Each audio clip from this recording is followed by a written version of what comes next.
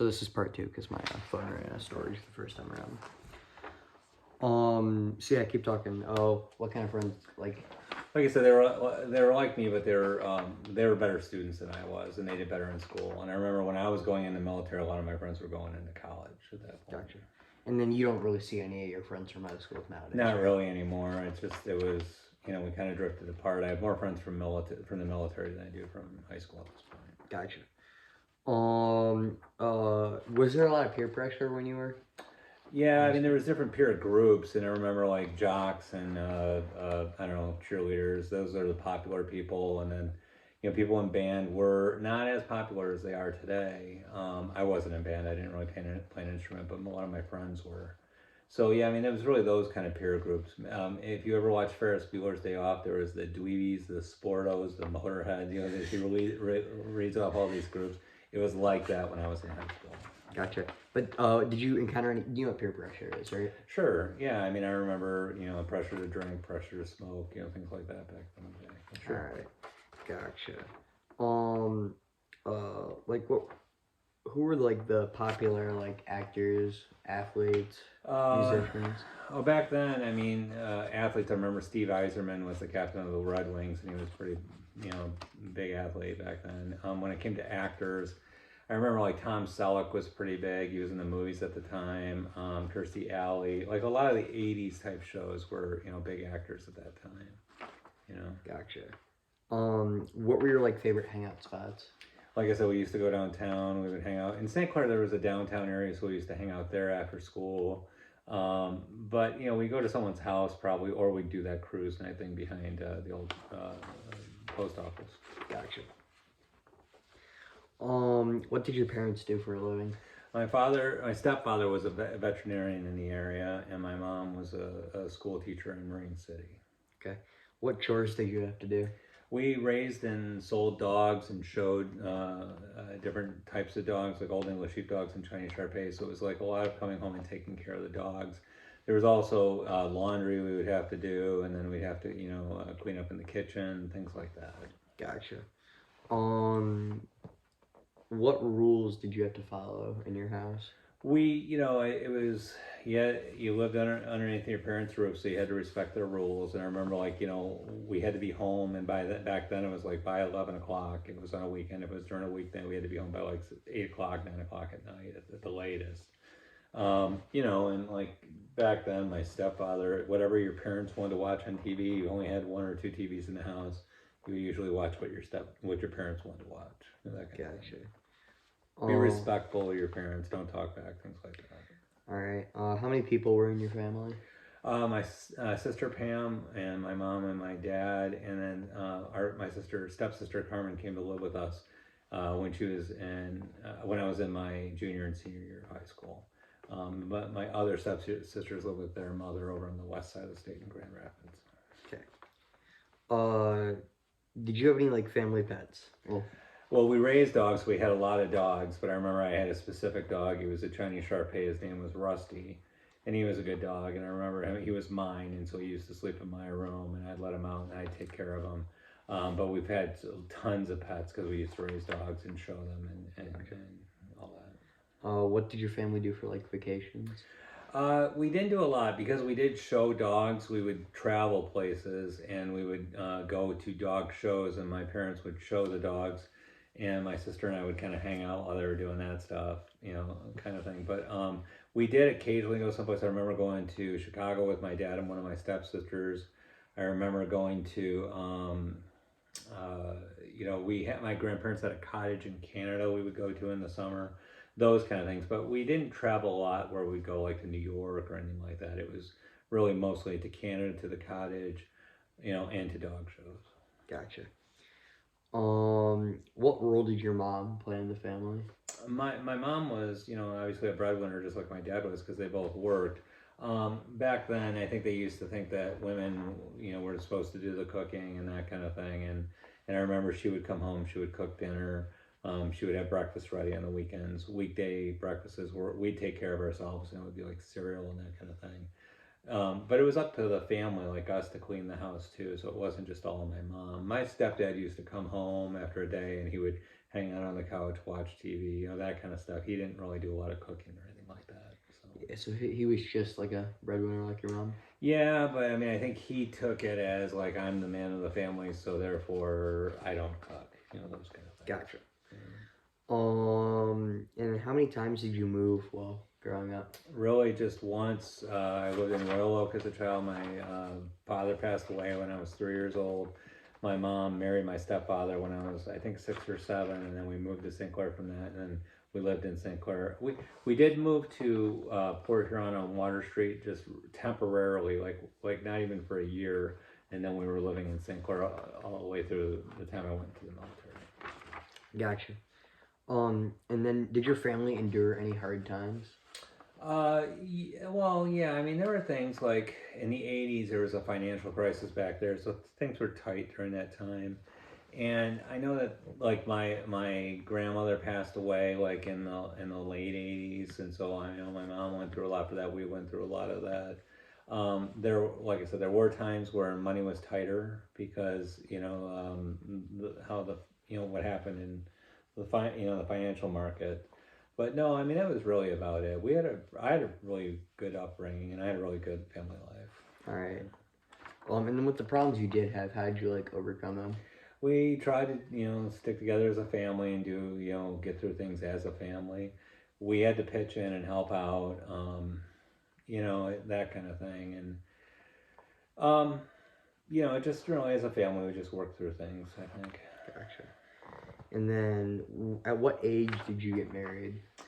I waited and I got out of the Air Force, and I was in I think I just turned 30, or I was about to turn 30 when we got married. So it was a while ago. Your mom and I were married for a long time. Yeah, and how did you meet Mom? When I was in college, I used to commute to U of M, and I worked for a while at a place in St. Clair, and your mom came and interviewed me to be what was called a job coach for a program called JTPA. And so during the summer, she was my boss. One summer, she was my boss, and I would work in the high school with some kids that would clean classrooms, paint, things like that.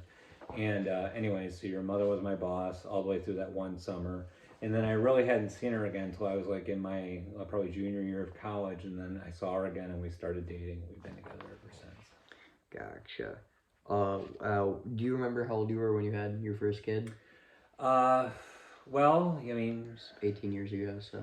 Yeah, we were in our mid to late 30s when we had you guys, so. Okay.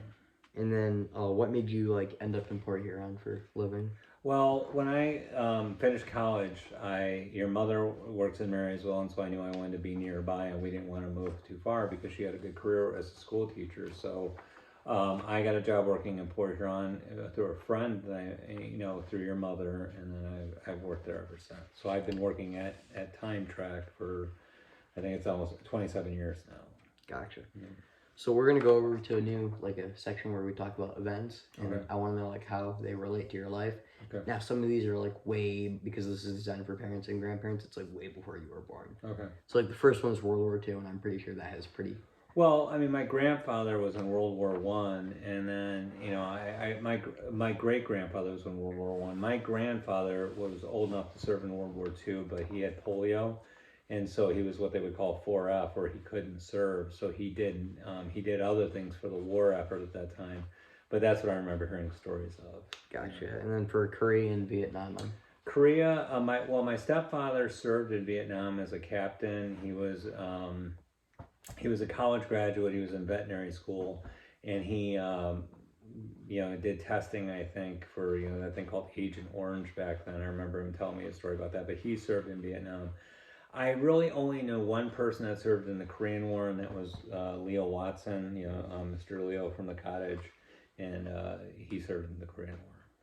Yeah, and then First Man on the Moon, still a little too early? Yeah, a little early for me, because realize I was born around that time, so I don't remember it, when it was in the late 60s. I was born in 68. So no, I don't remember that. I do remember other missions. I remember the shuttle missions. I remember when the shuttle exploded.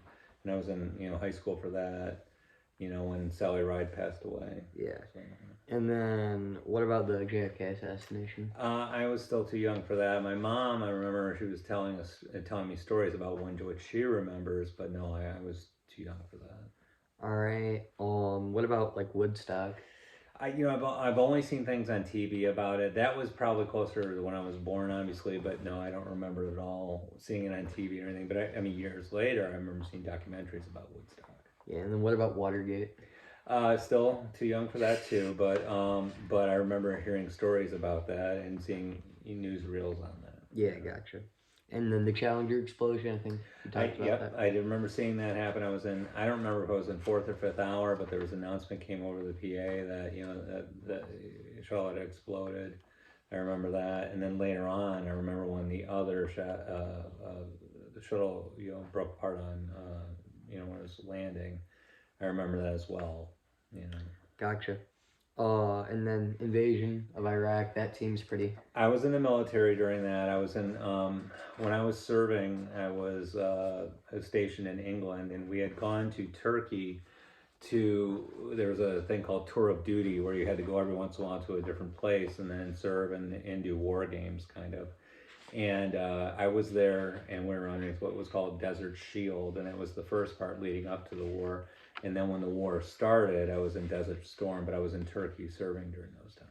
And then what about the war on terror and 9/11? 9/11, I was working at Time Trek. I was working downtown, and I remember a buddy of mine came in and said a plane just crashed into the World Trade Center. And I immediately thought like a Cessna, like a small plane. And he said, no, it was an airliner. I thought, well, how could that be? And then I was on the phone, so I couldn't hang up at that point. And then I remember he came in a few minutes later in a second plane that hit the World Trade Center in the second tower. And I was shocked to hear that had happened. And then after that, all the travel was shut down. We used to travel for work a lot more. And that was shut down. I remember it was like for a good solid couple weeks that we couldn't travel at all because they had grounded all the planes. And it was, a really kind of intense time because who would thought that someone would have planned to do something like that? I was also, I was in the Air Force, I think, for this when someone tried to attack the World Trade Center the first time when they put a bomb in the basement in a van. But like I said, I remember being at work when I heard about the planes hitting the tower. All right, and we're gonna jump forward in a bit of time, for like a pretty big period of time. So how did COVID affect your life? Well, it shut a lot of things down. I remember your mom was home, teaching, remotely. You were home, you were taking remote classes. I was working from home. I've been home ever since, which I don't mind working from home. But, we were lucky we avoided COVID until, last August. And so really getting sick or anything, that didn't really happen for us. I don't think it was really detrimental. I remember it was at first bringing home groceries and wiping them down in the garage, bringing them in the house. I remember things like that. I remember, obviously going around and having to wear a mask everywhere we went. But we really kind of avoided any kind of sickness from it until August this past year. Okay. Yeah. And then what was like the biggest event in your life? Like outside of personal stuff. Like historically or something Yeah. like that? Probably 9/11, because I remember that happened, and that really kind of changed how the world looked at things. And, the whole world was behind the United States at that point, which was really kind of an awesome thing to experience, but it was kind of short-lived, unfortunately. But, and then politically, things have gone back and forth since then, obviously, but that was probably the most major event in my life that I remember that was really kind of like changed the way you see the world. Okay. So now we're gonna move on to some extra questions. Okay. Comparatively, comparing like teens from my generation to your generation, what do you think are like the big differences? Well, we just didn't have the technology like you have now, where we could have access to anything. And I've complained with you before too. A lot of things now are more on demand.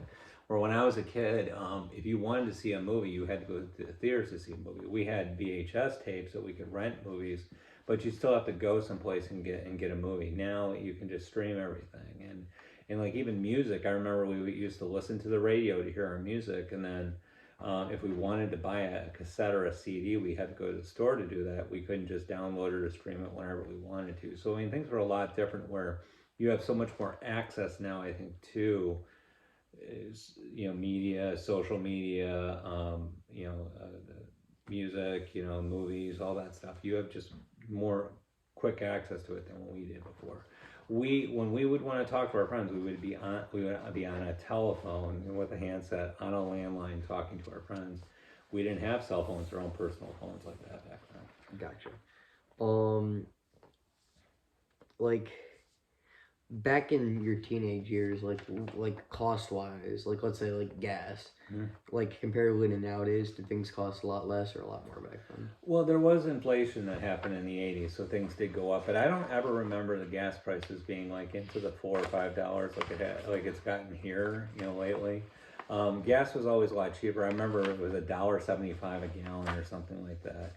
And I remember a pack of cigarettes were $1, back then. I remember because my parents smoked.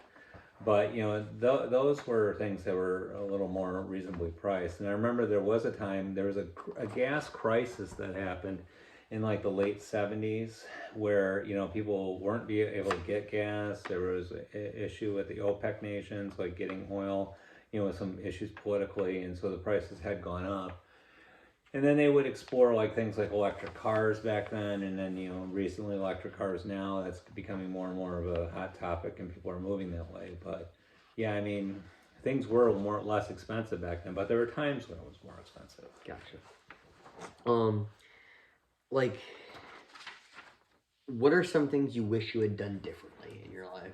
I wish I would have applied myself a little bit more when I was in high school, because if I would have applied myself a little bit better in high school, I probably would have gone right into college, and I would have gone to a 4-year university and maybe even further, versus going into the military first. I really cherish my time in the military. I cherish the friends I have from the military, but I would have liked to start college better or quicker, but there was an issue because I didn't perform in high school. My parents didn't want to send me to college because they were thinking I wouldn't perform in college either. So yeah, I wish I would have done a little bit better then, so I would have been able to get into college quicker, and then start that life a little bit quicker.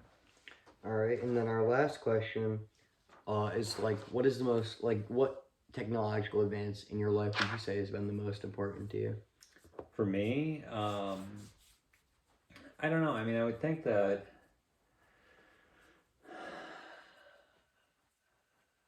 really, I don't know. I mean, there's a lot of really good things. I like to, run. I like to do things. I like to work out. And there's a lot of great things that you can download quickly and come up with workout programs. Listening to music when I run, it's a lot easier. Back then, we would have had like a Walkman or something with the headphones. Now it's just earbuds in my ears and my phone in my pocket.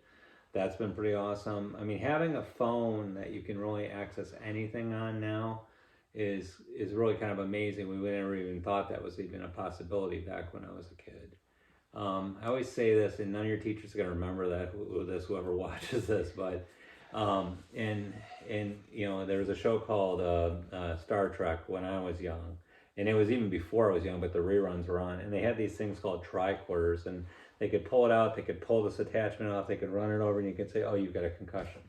Or, there's something wrong with your blood, or, they could just scan you and tell you whatever. Well, that's kind of like what our iPhones are now, but they're really sucky. They can't do any of that. They only do social media, and they only do like entertainment and stuff. Jeez. But it's just, I would have thought things would have been further now at this point for technology like that, to be able to, have things more advanced. I mean, it is more advanced than when I was a kid, but there's still a lot of things like when it comes to disease and like cancer, that there's been improvements, but I would have thought that there would have been a lot more advances by now from what I thought we were at back when I was a teenager. All right. Well, that concludes the interview. Thanks for coming out and getting this done for my Whap class. You're welcome. I'm glad I could help you out. All right. All right. Thank you. Thanks, Dad. Yeah. All right.